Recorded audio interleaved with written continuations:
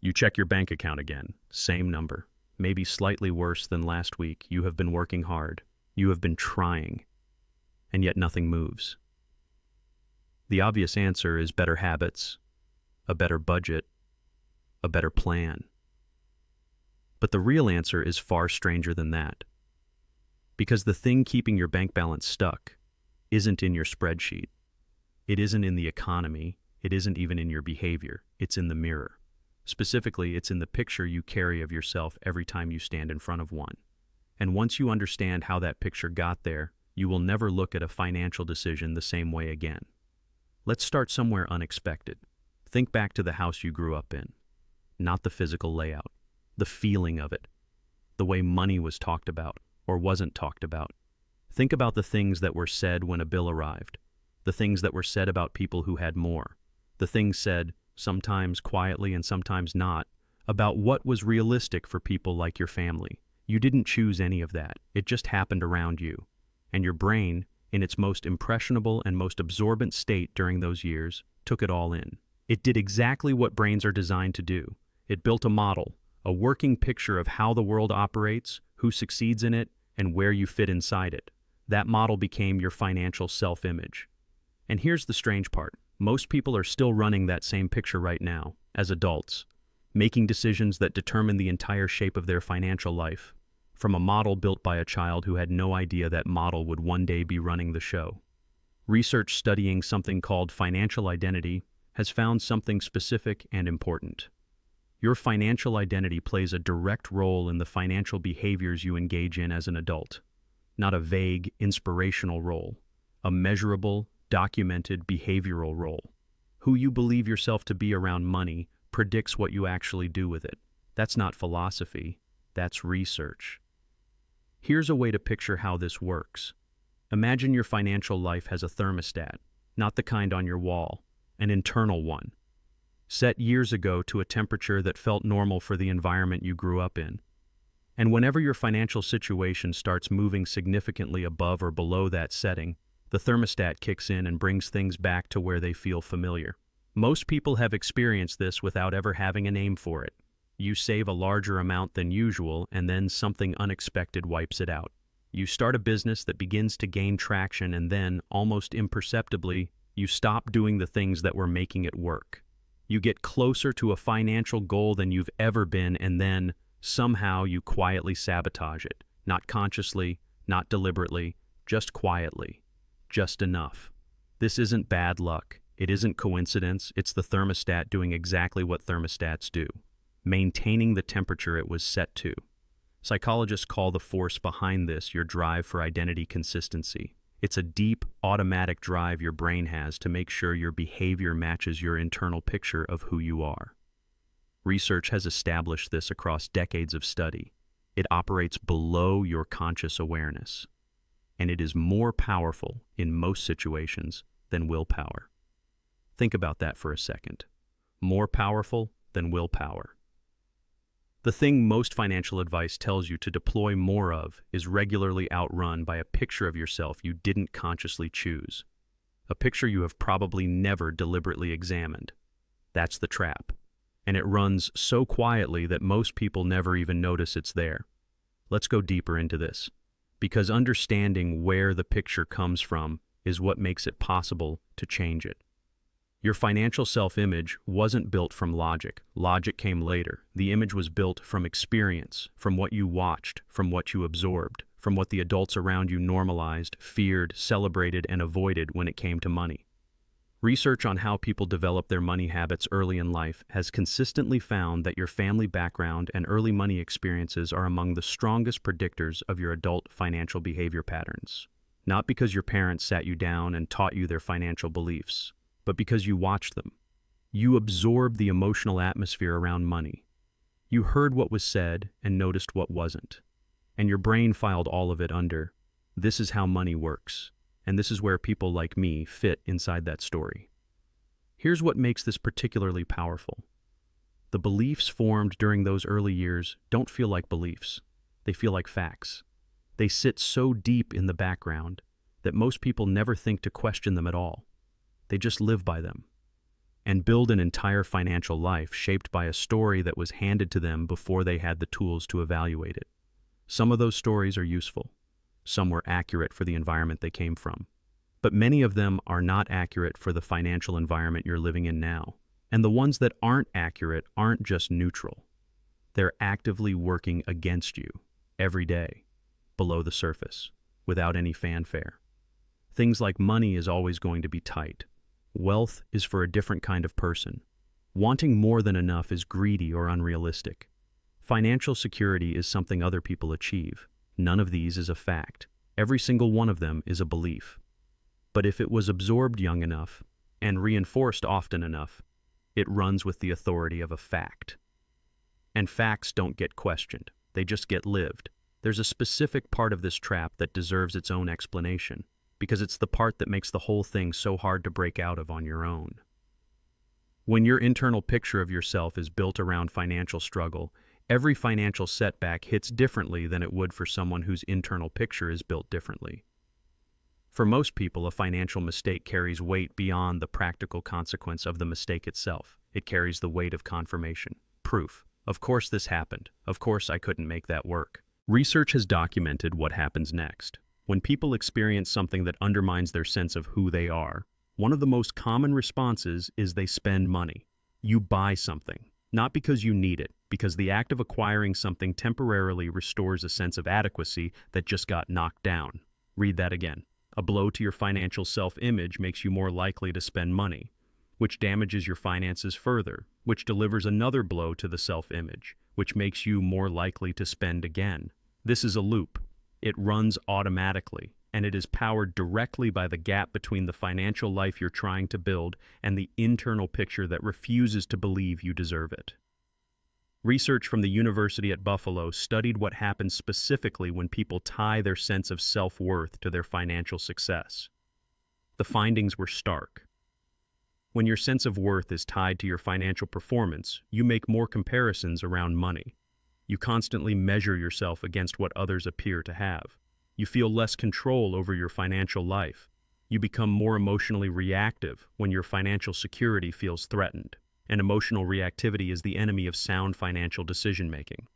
The trap doesn't just limit your income, it shapes the mental state you make decisions from.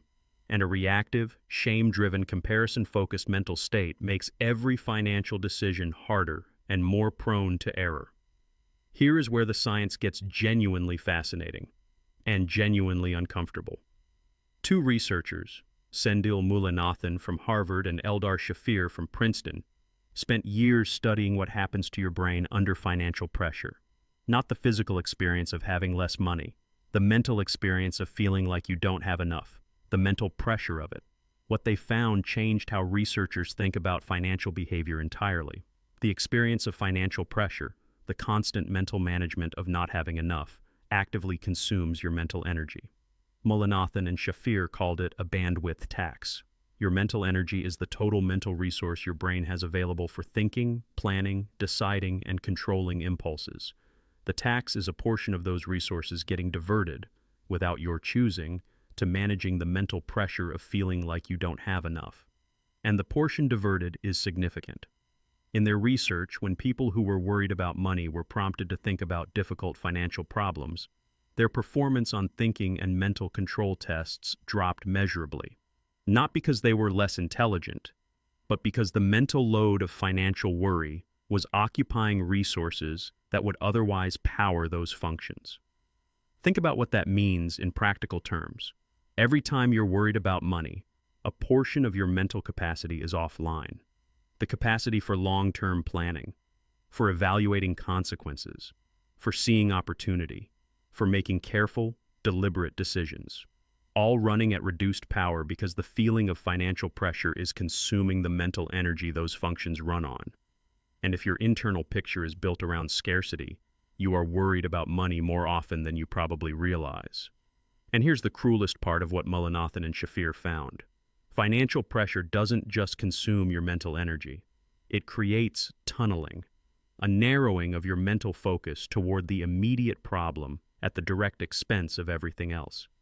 A tunneled mind can see the crisis in front of it very clearly. What it can't see is the wider landscape. The opportunities, the possibilities, the longer-term options that exist just outside the narrow band your focus has been forced into. They're there. You just can't see them. This is the scientific explanation for something you've probably felt. The feeling of being so caught up in the current financial pressure that you can't quite think clearly about how to get out of it. That isn't weakness. That isn't a character flaw. That is your brain under the documented, measurable effects of financial pressure. And here's the part that connects everything. Financial pressure causes more financial pressure. The mental depletion it creates produces worse decisions. Worse decisions produce worse financial outcomes. Worse financial outcomes reinforce the scarcity picture. And the reinforced picture produces more pressure thinking. The loop tightens. Now here's where it gets even more interesting. Because there's a layer to this that most financial content never reaches. Something that explains why some people seem to move through financial life differently, attracting opportunity and progress in ways that don't seem to correspond to how hard they work or how smart they are. You're watching someone, maybe a friend, maybe someone you follow online, maybe someone who grew up in the same neighborhood, went to the same school, started with roughly the same amount of nothing, and somehow they're doing fine, better than fine. They're not working harder than you. They're not smarter than you in any way you can point to. But money seems to move toward them in a way it doesn't move toward you. Opportunities find them. Things compound for them. Most people explain this as luck, or connections, or some personality trait they were simply born with. But researchers studying something called social identity and financial behavior found something more specific than that. Something that makes the difference visible once you know where to look. A study published in 2025 in a major peer-reviewed journal looked directly at how your sense of who you are shapes your wealth-building decisions over time. What they found was this.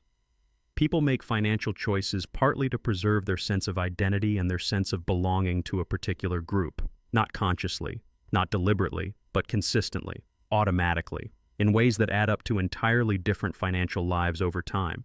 In plain terms, your financial behavior is being shaped right now by what feels consistent with who you are, what feels normal for someone like you, what your internal picture of your own group treats as realistic, available, and appropriate. And here's where it gets uncomfortable. The financial behavior patterns of the people you spend the most time with are one of the most powerful continuous inputs into that picture, not through simple peer pressure, through something quieter and more fundamental. Your brain is constantly asking a question you're not even aware of. What is normal for people like me? What is realistic for someone in my world? What financial outcomes are available to who I am?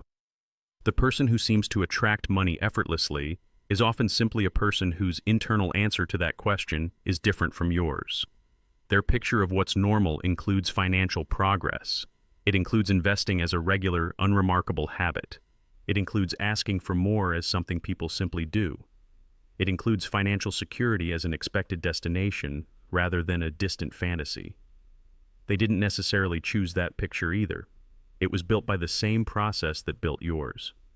From what was around them, from what was normalized, from what the people in their world treated as ordinary. The difference is that their ordinary and your ordinary ended up pointing in different directions.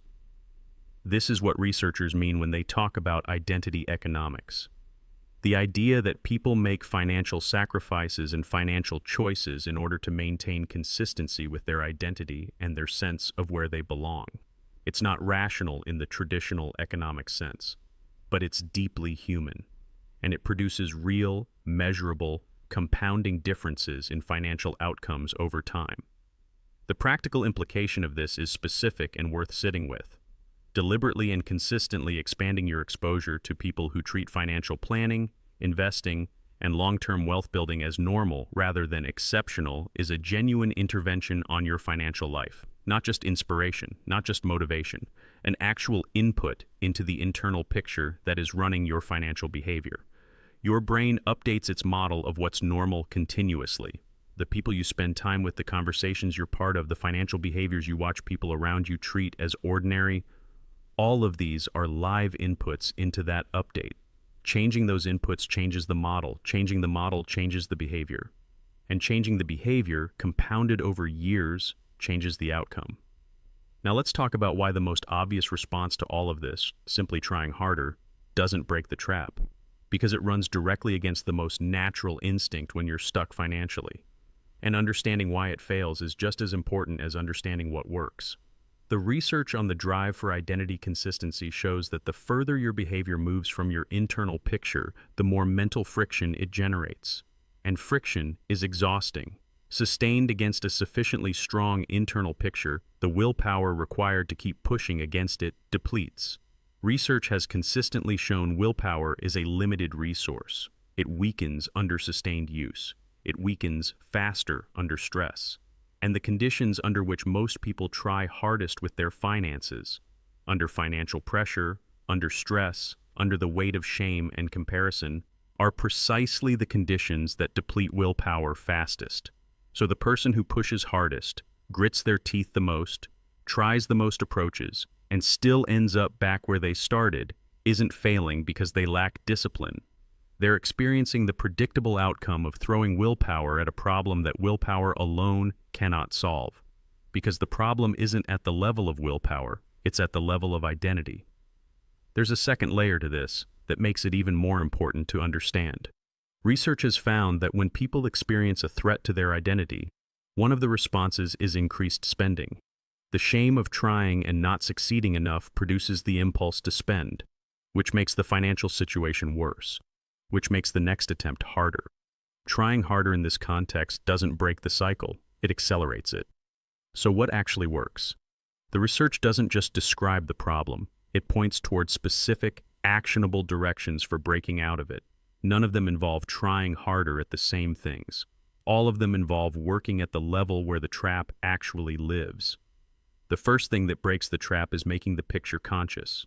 Most people have never deliberately looked at the financial self-image they're running from. It operates in the background, shaping everything, without ever being directly examined. The simple act of bringing it forward, of actually sitting with the question of what you believe about your financial potential, is the foundation of everything that follows.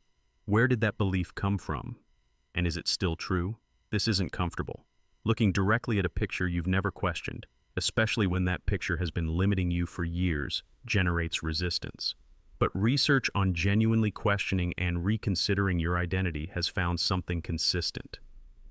Active exploration of your identity is one of the strongest predictors of better financial behavior over time. The people who examine the picture change it. The people who never look at it live by it forever.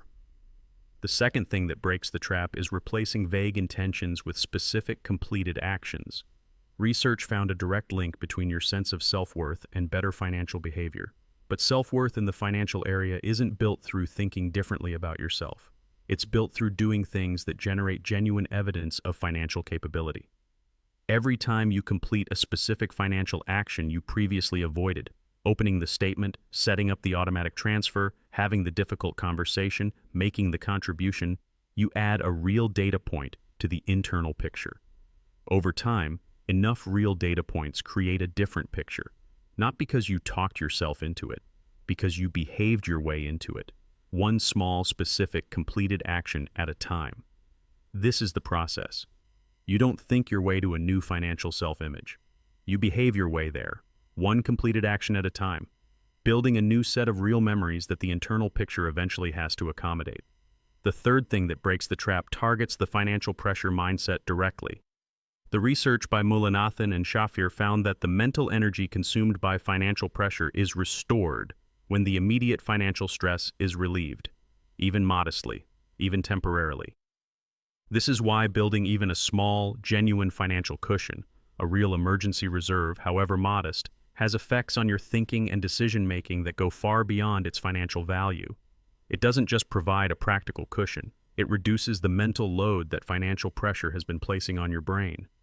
And from a slightly less burdened mental position, the tunneling starts to ease. The field of vision widens.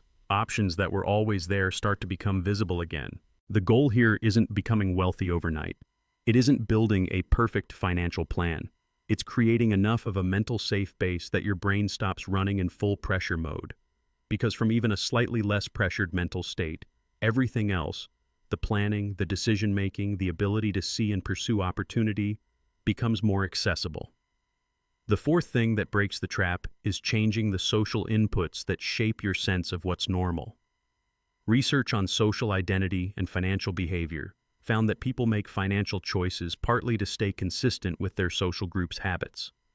This means deliberately and consistently expanding your exposure to people who treat financial planning, investing, and long-term wealth building as normal rather than exceptional is a genuine intervention. Your brain is continuously updating its model of what's normal for someone like you. The people you surround yourself with are one of the most powerful inputs into that update. You don't have to abandon your existing relationships. You have to add to them in a specific direction. The fifth thing is confronting the specific beliefs that form the foundation of the current picture. Not in a general way, in a specific, written down, traced to its source way. Money is always tight. Where did that come from? Is it still true? Wealth is for a different kind of person. Who taught you that? What kind of person did they mean? Wanting more is selfish. Says who? And why have you been letting that voice make financial decisions for you ever since? These beliefs feel like facts. They're not. They're interpretations, made by a child, in a specific environment, from a limited vantage point. And they can be examined, updated, replaced. Not with false optimism, but with a more accurate picture of the person you actually are now, in the financial environment you actually inhabit today. Now here's where this story meets your body. Because the mirror image trap doesn't stay contained inside your bank account. And this is the connection that almost nobody in financial content ever makes explicitly. The same financial pressure mindset that consumes your mental energy also keeps your body's alarm system in a state of low-grade, ongoing threat. And a body running in alarm mode doesn't just affect your thinking. It raises your body's stress hormones. It disrupts your sleep.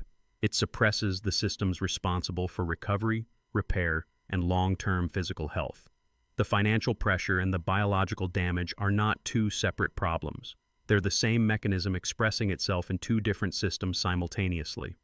Research on the connection between financial stress and physical health has documented this clearly. The mental load of financial pressure is equivalent in its weight to the impairment caused by a full night without sleep, operating continuously, day after day. That level of sustained mental and physical pressure produces real, measurable health consequences over time, not dramatic ones, quiet ones, the kind that accumulate slowly and then seem to arrive all at once. This is why people who have been living inside the mirror image trap for years often describe a specific kind of exhaustion that doesn't go away with rest.